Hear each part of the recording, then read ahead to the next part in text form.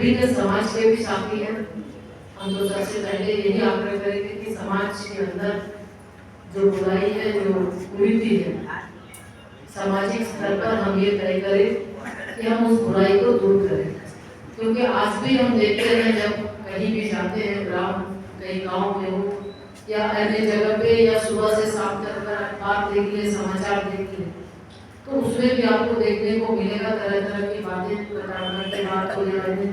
खास करके हम लोग जहाँ से आते हैं, झारखंड से, शिक्षा के क्षेत्र में हम पीछे हैं और कहीं न कहीं आज भी अंधविश्वास की चपेट में लोग हैं। माताओं बहनों के साथ इस तरह से व्यवहार होता है, जो पीड़न होता है। तो एक तरफ तो हम देवी की पूजा करते हैं, आराधना करते हैं, हम जिस सनातन धर्म से आते हैं, हिंदू धर्म से आते हैं, तो हर जगह सबसे पहले हम देवी की आराधना करते हैं, चाहे शक्ति के रूप में हो, विद्या के रूप में हो, धर्म के रूप में हो, हर जगह देवी की आराधना होती है। लेकिन दूसरी तरफ घर में देवियों के साथ उत्पीड़न होता है, तो हमें ये भी ध्यान देने की आवश्यकता है कि इसमें भी हम कैसे सुधार लाएं। और इसके साथ ही साथ आज अगर हम बात करें तो अभी आरक्षण की बात कर रहे थे, तो निश्चित रूप से देश के आदरणीय प्रधानमंत्री श्री नरेंद्र मोदी जी के नेतृत्व में लगातार हम देखें तो सबका साथ सबका विकास एक मंत्र के साथ उनका काम चल रहा है। और इस मंत्र के साथ सभी जाति धर्म समाज के लोगों को आगे लेकर, साथ लेकर चलने की बात आदरणीय प्रधानमंत्री जी करते हैं।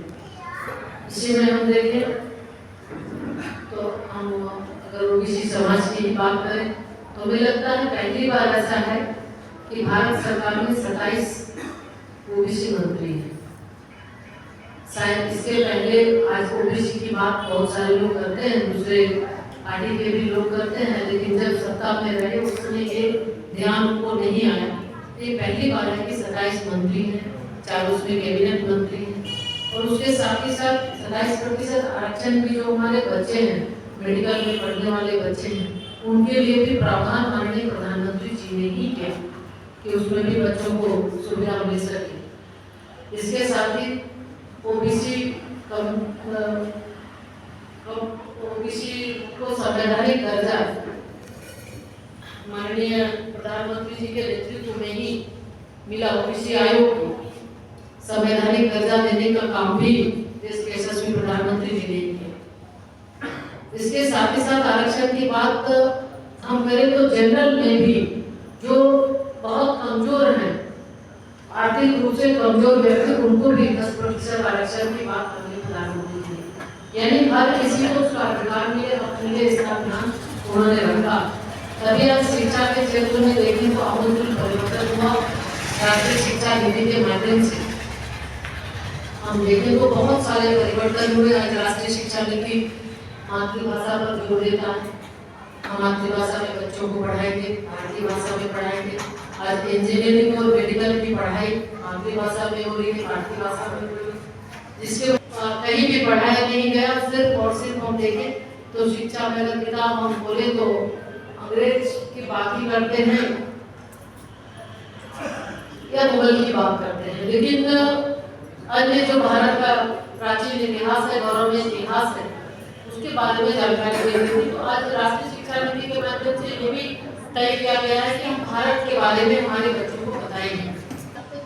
आप सबने देखा होगा कुछ दिन पहले एक और जैसे शिक्षा की बात हम कर रहे हैं, उसी तरह से समाज के अंदर जो भी लोग हैं, चाहे उसको रोजगार से जोड़ना हो, चाहे अन्य क्षेत्रों से जोड़ना हो, पीएम विश्वकर्मा योजना की भी काफी लॉन्च माननीय प्रधानमंत्री जी ने 17 तारीख को किया था। अगर हम जोड़े तो कहीं न कहीं से हम सब एक हैं।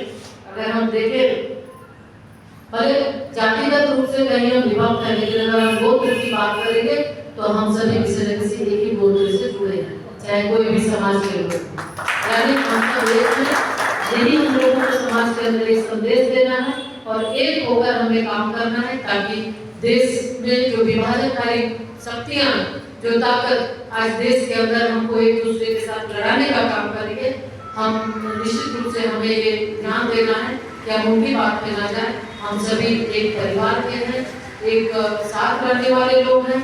हर एक दूसरे के साथ पर्व त्योहार में साथ देने वाले हैं, एक दूसरे के सुख दुख में साथ देने वाले हैं। इसलिए हम सब लोग सामूहिक रूप से एक होकर काम करें और समाज के अंदर हम जब जयंती मनाते हैं, जब हम अपने पूर्वों की जयंती मनाते हैं, तो निश्चित रूप से जो उनका संदेश है एकता का ही वो भी संदेश देते हैं। हम जब तक शिक्षा का संदेश देते हैं, हम शिक्षित होकर एकजुट हो, यही हमारी सच्ची श्रद्धांजलि हम हमारे जयंती में हमारे।